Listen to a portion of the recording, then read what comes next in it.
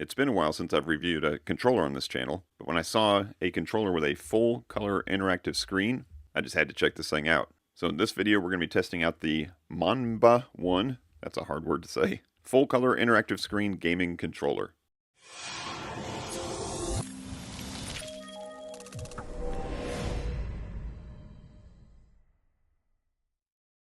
Hey everybody, it's Chris from FamilyGeekery, and today we're going to be testing out this controller here, this controller that's got some kind of a screen on it. I'm not sure what it's used for, but if it's for configuration and makes it easier, then I'm all for it. Like I said, I saw this thing, wasn't sure what it was all about, but had to test it out. So let's look, I guess, around the box real quick and see what kind of information it tells us.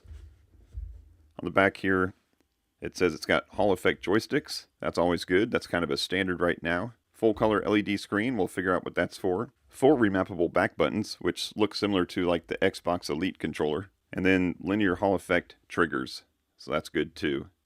As far as compatibility goes, it says here that it is good for Switch, PC, iOS, and Android, and that's pretty standard for these third-party controllers. So we'll test out a bunch of those. And then as far as what comes in the package, we've got the controller itself, a charging station, that's nice. A wireless receiver, that's probably for the PC if I had to guess. USB-C cable, and then interchangeable thumbsticks. So again, very similar to the Elite controller on paper. So if we get a Elite controller type controller with a charging stand and maybe some RGB and some kind of a screen, that sounds pretty cool. So let's go ahead and open this thing up and check it out. MANBA, I'm gonna get that straight eventually in this video. MANBA, who knows? So here we go. Got our controller right here, and it's first glance here, it feels a little plasticky. It's got a good heaviness to it. Not quite Elite controller quality, but it seems pretty good so far. And then we've got this charging station. That's a pretty decent charging station. So we've got the USB-C connector in the back, got the pins to charge it in the front, little LED probably to tell us if it's charged or not. Here's the wireless dongle, so we'll test that out. And then there should be a cable in here somewhere. Yep, cable, USB-A to USB-C, and then an instruction book and customer service guide. So yeah, we got another little screen protector, I guess, for the interactive screen that we're going to test out. So let me get this thing set up on the charger. I'm going to read through the instructions, and I'll be right back. Now, as I was getting this ready to set up, I did notice one thing on the bottom here, and there's a little battery door, and I thought that's kind of weird, but it says input 5 volts, output 5 volts. But that's obviously for this, for charging. But underneath here, it is just a little trap door that fits the wireless receiver just perfectly. It keeps it from rattling around. Got a little spacer in here, so that's nice.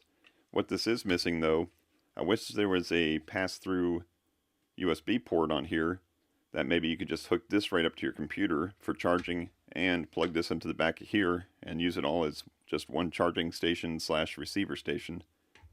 So if there's a revision to MANBA, go ahead and do that. That'd be pretty cool. Now as it's charging up, I thought I'd show you this. There is a light indicator on the front here as we saw, and it is orange for charging, and then it's supposed to be green when it gets fully charged.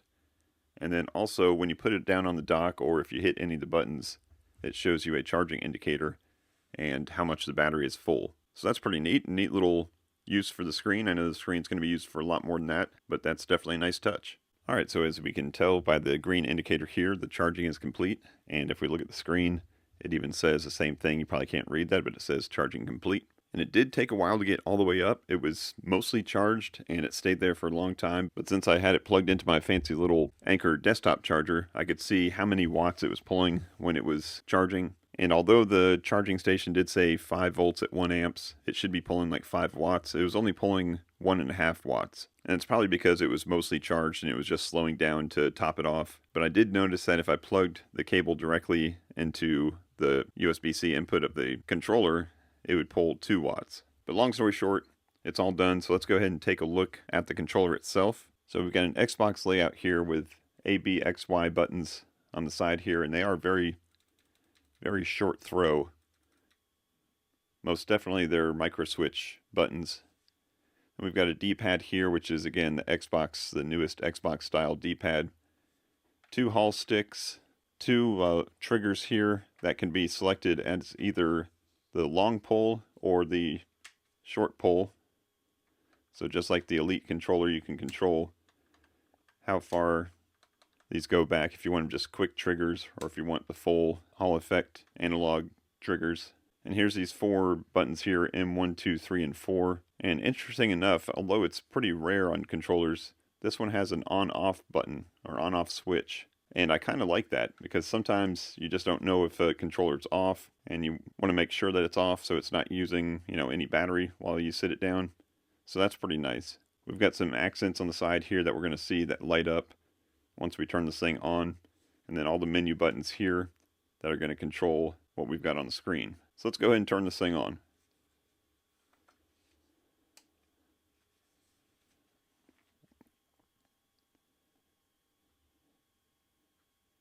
And I haven't connected it to anything yet, but it's trying to connect. But it does say hold the home button for 3 seconds to get to the menu. And here we are. Now it's not a touch screen, but you can control everything on the screen with the D-pad. And then the plus and minus buttons here are going to be kind of like your enter and escape buttons for the menus. But we got options to pair, options to mode, some settings. We can change the display, and then there's some more settings here. The first thing I want to look at is the mode menu.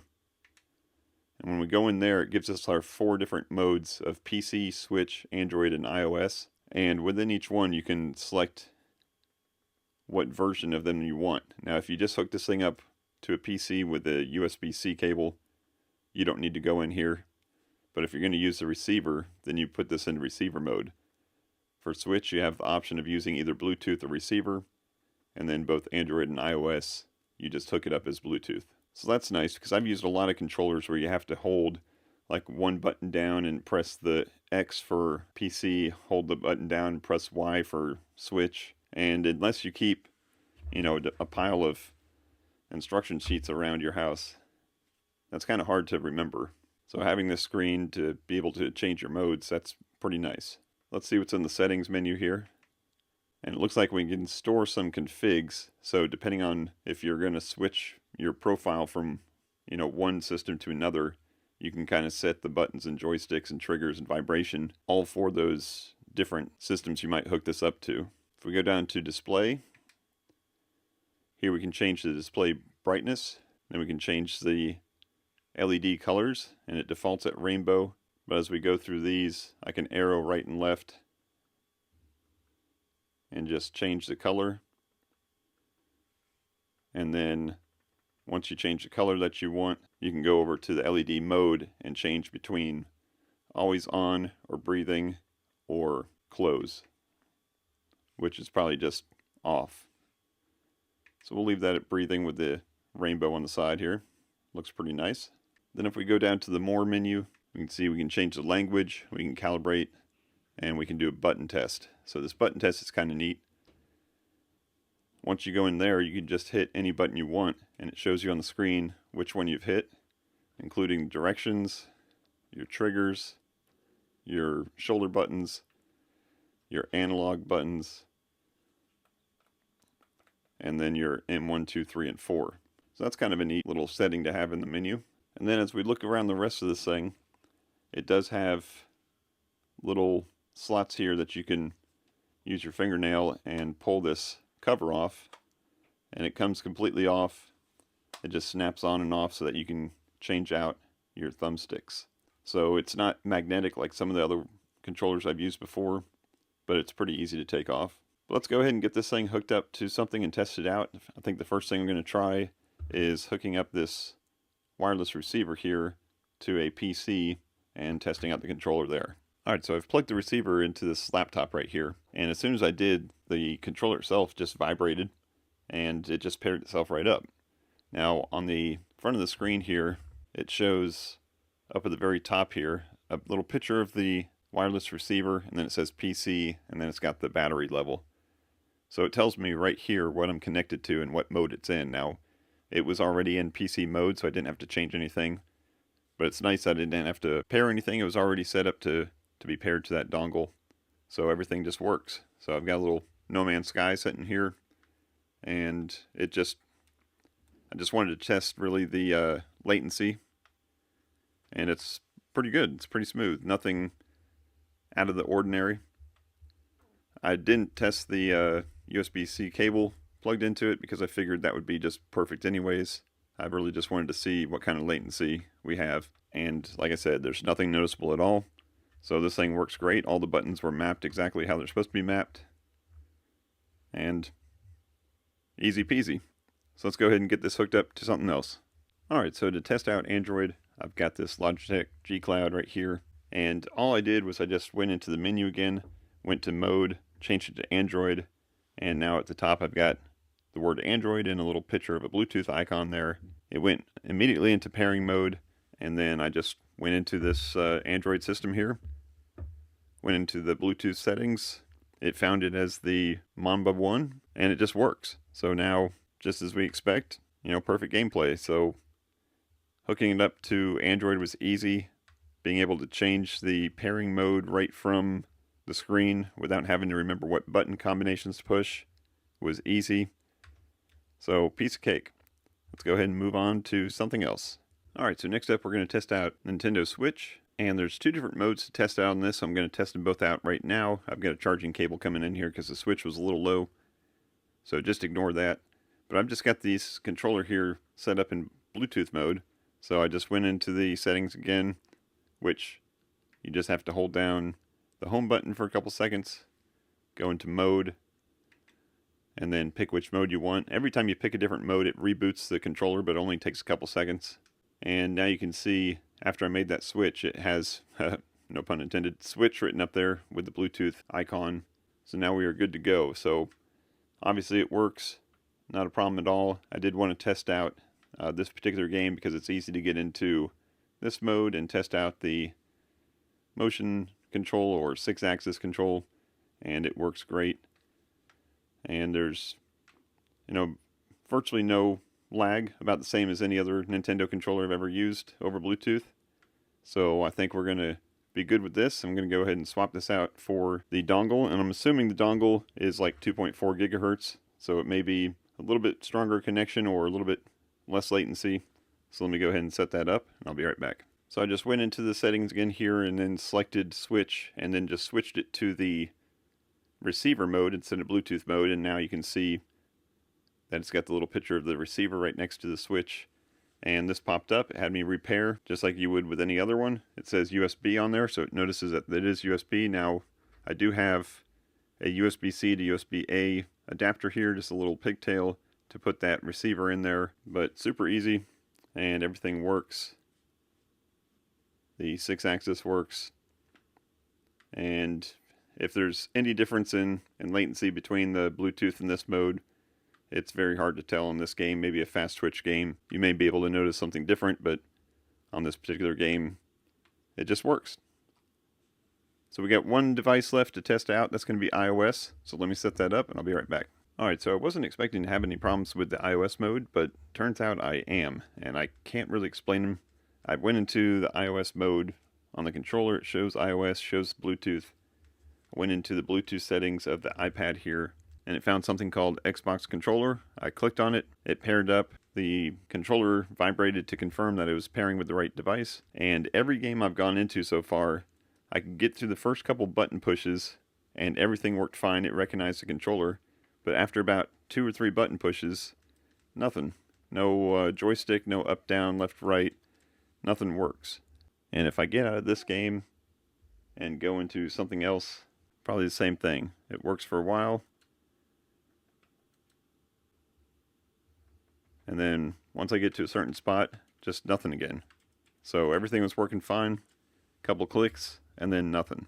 Now I'm not sure if that has something to do with the controller, or if it has something to do with game mode, that if we do hold some of these menu buttons down here, it'll get into different game modes. But I'm not really sure what it is. But for now, some things work. I got out of the game, went back into it, got a couple more button pushes, and that was it. So not a big problem for me because I probably wouldn't be using this much for an iOS device anyways. But if this is something that you're looking for, then you may want to take caution of that. So I've tested everything out. Let's go ahead and have some final thoughts. So as far as final thoughts go, everything we tested on this thing worked good except for in that last little case there, the iOS. Just not sure if that was just my device or if there's something wrong with this or if it's just a little quirky because of the version of iOS. I'm not sure. But overall, the controller is good. It feels good in the hands. It seems like a pretty good quality. It comes with the right accessories. It comes with a receiver that you can use both on Switch and PC. It's got a charging dock, which makes it nice and convenient. And of course, the big selling point is the screen. Now, all other things put aside, the screen is really what makes this thing stand out to me.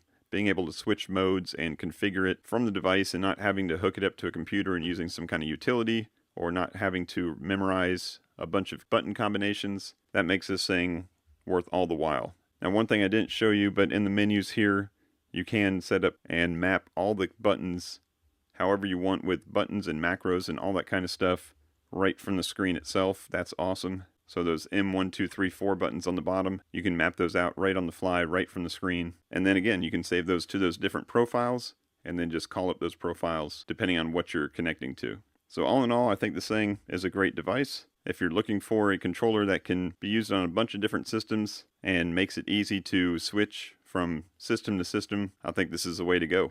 But I think that's going to do it for this review. If you have any questions, go ahead and drop those down in the comments below. I hope you got something out of this. If you did, I appreciate a thumbs up. Go ahead and check out the rest of the channel. There's lots of reviews on other controllers and basically anything geeky. But that's going to wrap it up for this one. I appreciate you as always for watching. And until next time, peace out and geek out.